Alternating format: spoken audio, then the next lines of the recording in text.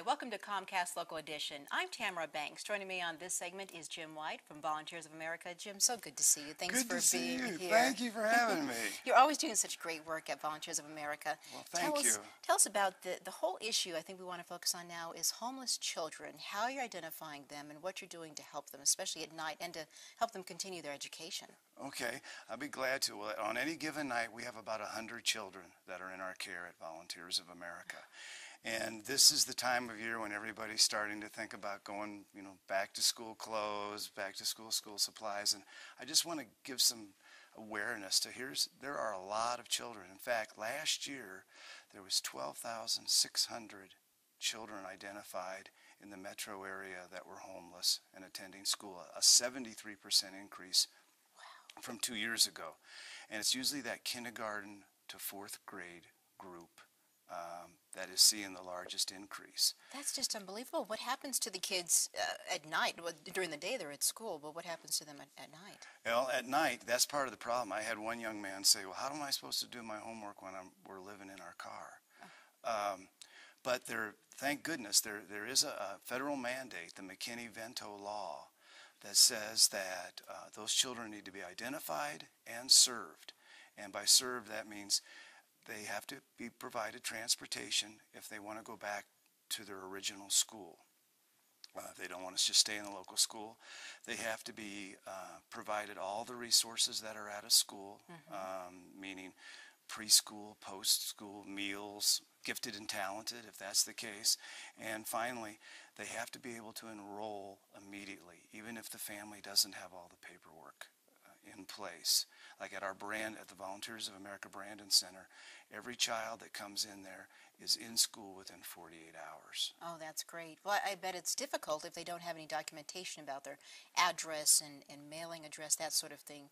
And that would hold things up. It really would normally, but they're allowed to get in there. The problem is that 1 out of 5 homeless children don't go to school at all. And they found that 21% of them are held back a grade versus just 5% of children who have a home. The whole lifestyle is so chaotic and so disruptive that they'll usually maybe go to 2, sometimes 3 schools in the course of a year, and every time they change schools they usually fall back 4 to 6 months in their education. Well, I know that people watching would really want to be able to do something. What can we do to help out the situation? Well, there's a couple things. One is we're involved right now with Channel 9's Stuff for Students school drive.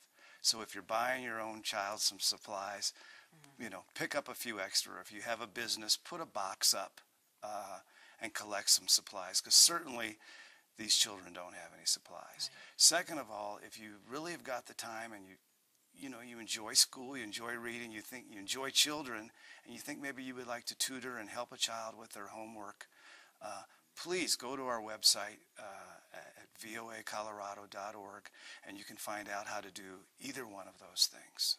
That sounds great. Anything else people can do to help out? Do you need donations? Well, we could always use donations. Of course, cash donations to any of our programs would be great.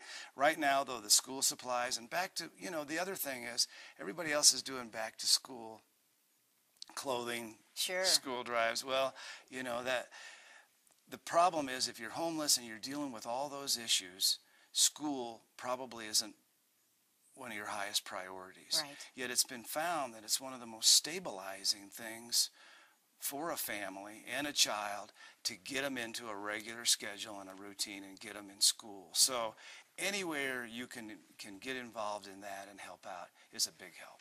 So donations, volunteering to mentor, and maybe even donate some clothes. Exactly. Okay, Jim White, thanks so much for being with us. Well, thank you for having me.